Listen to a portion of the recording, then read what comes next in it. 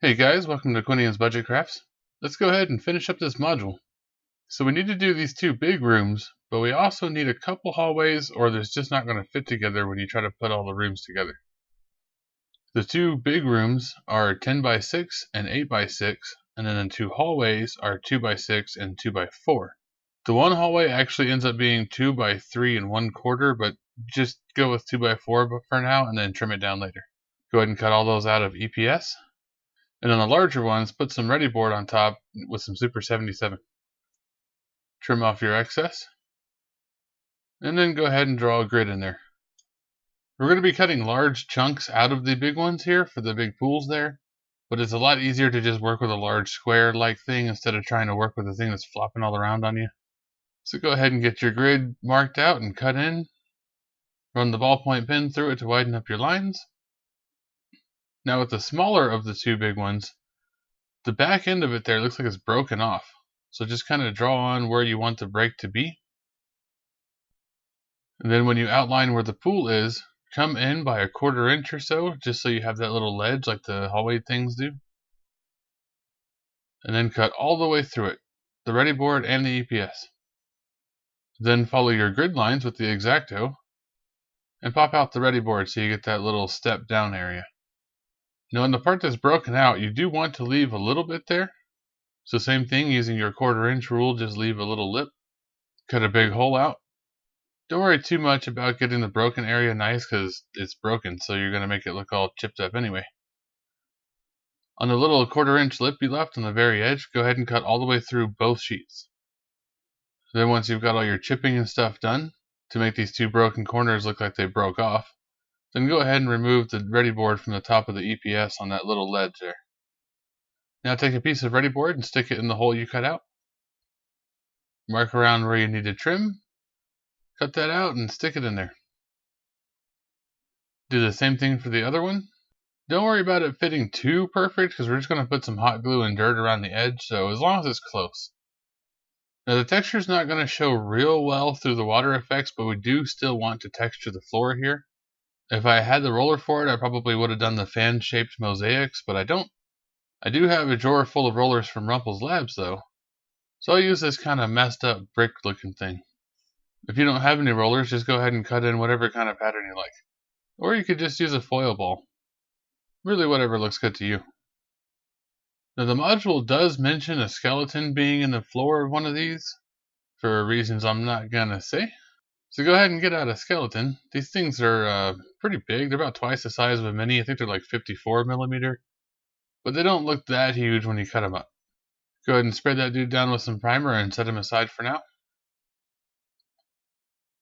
Try and pick one that doesn't have a whole bunch of excess stuff, like the shield stuck to the arm or one of those kind of things. And then just go ahead and glue in your bottom sheets. Put your cracked tiles or whatever you did on the other rooms, just as long as it matches. And glue some 2-inch walls along the sides. For the overlap on those walls, I put the shorter ones on the short sides and then the long ones on the front and back. Doesn't really matter, just whatever's going to work for you.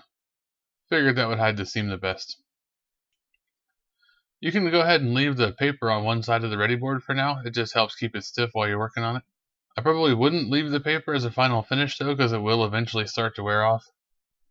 Alright, go ahead and cut out your doorways. I measured first and then used the grid lines to make sure it just matched up with that. So cut from the top all the way down to your floor, and then when you go to the back side of it, you can see where your cut stopped. All you really need to do is score it, and it'll just snap off like this. So on this ruler, you might have noticed that the line for 0 is actually a little bit off from the edge. And if you flip it over, the cork almost matches that line perfectly. So as long as you're not trying to be within a 1/16 of an inch or something, you can actually rest the metal portion up against the top wall so that the cork hits the side of the wall, and that'll put your 0 right on the edge of it, or pretty close. Now to make the spillway line up with the neighboring rooms, just put them up against each other and use the current one's spillway as a guide to cut your new spillway. Same idea as the last one, just remove the top layer of ready board, scrape out the EPS, and then cut a little 1/4 inch-ish thing for your ledge. And then I realized that because of the way I did the wall on the one that's already complete, they don't actually match very well when you put them up against each other, because it's two separate wall panels instead of one going all the way across. So I just filled in that little gap and cut it to fit. I looked at the map and then realized that these pool rooms don't actually match each other because the water needs to get between pools. So I went back to that smaller pool room and cut out the entire floor, and then just replaced that little section with a piece of ready board. That's what's great about working with foam. If you messed it up, it'll be fine. Just cut it out and put something else there. Now these two are going to need a little hallway in order to match up. So cut out a little 2 by 2 inch square. Glue on a couple 2-inch tall walls. Don't forget to texture it. Now you can leave this piece separate if you wanted to, but after messing with it for a little bit, I realized that those walls are kind of flimsy, so I just went ahead and glued it onto one of these. Doesn't really matter which one you glue it to. Honestly, if you wanted, you could glue the entire dungeon together if you want. Alright, so that 2 by 4 hallway. Putting it up against the things and measuring and trimming until it fits right. Like I said, it comes out closer to 2 by 3 1/4. Your measurements may vary. On the map, it's shown as having stairs, so we'll build some out of popsicle sticks a little bit later. Go ahead and cut out any doorways and spillways that you haven't done yet. Now on this long piece of EPS that goes over to the well, I still wanted to have that little lip thing that the other spillways have. So go ahead and cut a line, leaving yourself a 1/4 inch ledge on each side. And glue the walls on before you mess with this. Hold it up to the other one to figure out where exactly you need the trench to be. Then for the sake of not making a giant mess, hold your vacuum up to it while you scrape out all the middle.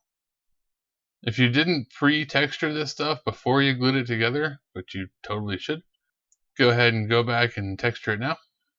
And then when you're done with texture, everything's good, all your doorways are cut, you're sure nothing needs to be replaced or touched up, then go ahead and coat everything down with the black paint and Mod Podge. It's a little flimsy right now, but this will stiffen it up a lot. Once your Mod Podge is dried completely, go ahead and mix up some more gray and tan paint. I'm using pewter gray and territorial beige, but whatever kind of tan grayish sort of color works for you. And paint everything.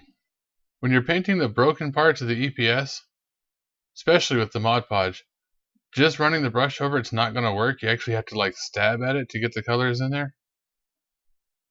Then go through and dry brush with a lighter color gray. I think I used granite gray. And when you do the sunken floors where the pools are going to be, you want to make those pretty bright. If it looks like you've done too much, you probably didn't. The tinted epoxy is going to kill a lot of your details, so the more ridiculous the detail is on that, the better. Just go ahead and do every single piece. Once you're happy with that, go through with some antique white. While you have the antique white out, go ahead and do the skeleton. Just paint the whole thing. You don't need to get this pretty. It's going to be buried under epoxy anyway. Just as long as it kind of looks like bones. But just go through with that antique white all over the place. Kind of random, doesn't really have to make sense. It just makes the scuffs and highlighted spots and that kind of weird stuff you see on stone. And now we're going to need a whole bunch more of those posts with the chain.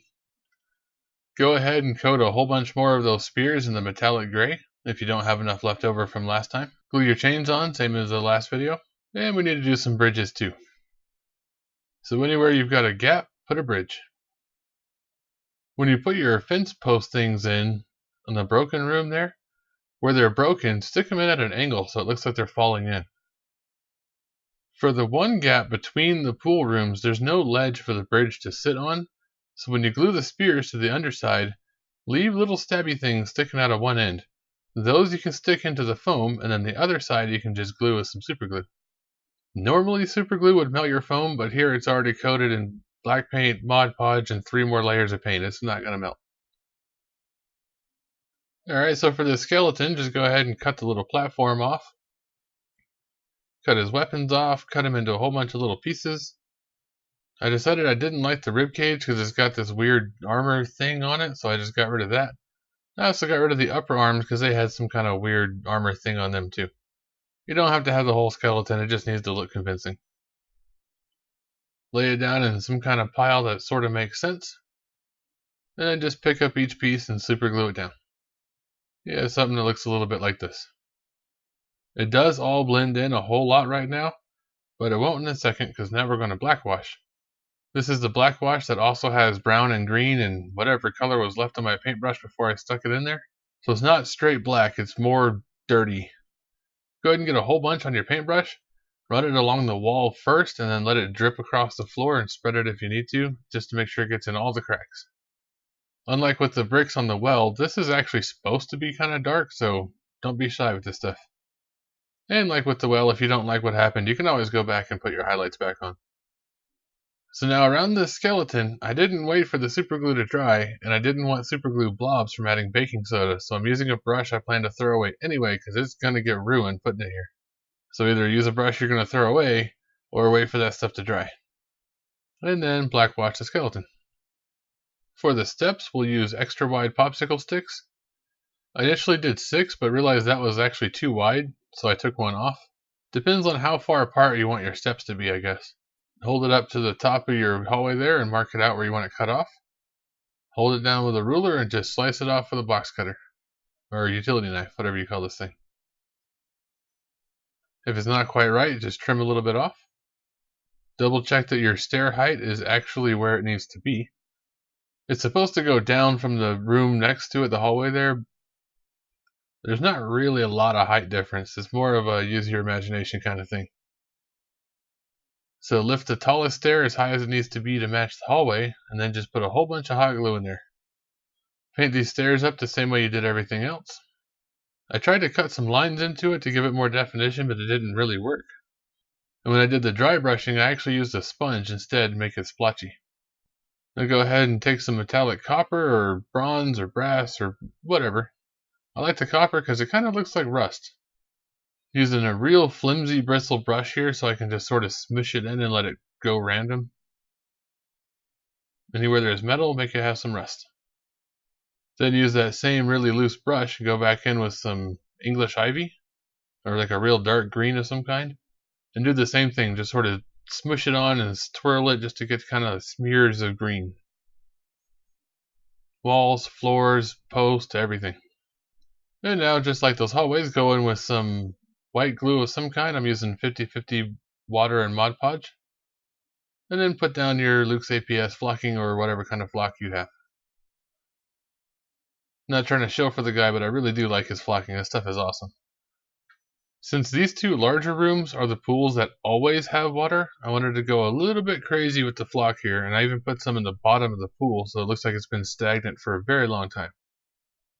Just make sure not to put too much in or around the skeleton because you don't want to blur out the detail of the skeleton.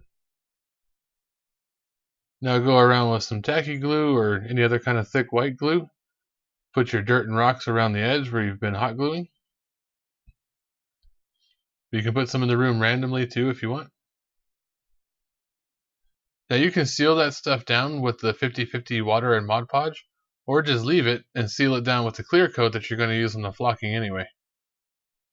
Plus, this dirt and sand is going to be under epoxy in the end, so you don't really need it to be super firm just yet. Alright, so get a little shaky cam to show you what we have so far. Not quite enough room on my crafting bench to include the statue room too. So when you do the epoxy, you're going to need to tape up the ends of all of your things where the epoxy is going to be so it doesn't run everywhere. Painter's tape works pretty good for this. I'm going to use 2 tubes of the DevCon 2-ton epoxy. So the first pour is 2 tubes of epoxy and 1 drop of blue food coloring. Spread it out as much as you can when you're pouring it in there. To get it to go under the bridges, just lift your piece up and let it run. If you don't have enough to finish the second pool room, that's fine. If you get a bunch of bubbles, you can get that out with a lighter. Just run the flame over it back and forth a few times and you'll see them pop. So the second pour is another thing of 2 tubes of 2-ton with 1 drop of food coloring. Fill up the other pool room, any other trenches and stuff that don't have enough in them for you. Completely up to you how much you want to put in there. So the module does say that the wizard upstairs is kind of a jerk and he's been dumping potion ingredients down the drain and there's like shiny oil sheens everywhere. I have color shift paints, I have neon paints. I thought about doing it, but I don't know. If you guys want to see me do that, let me know and I'll do a revised version and go ahead and add the paint to it. Otherwise, I'm going to go ahead and call this one good. Thank you for watching, everybody. Don't forget to like, share, all that stuff, and I'll catch you on the next one.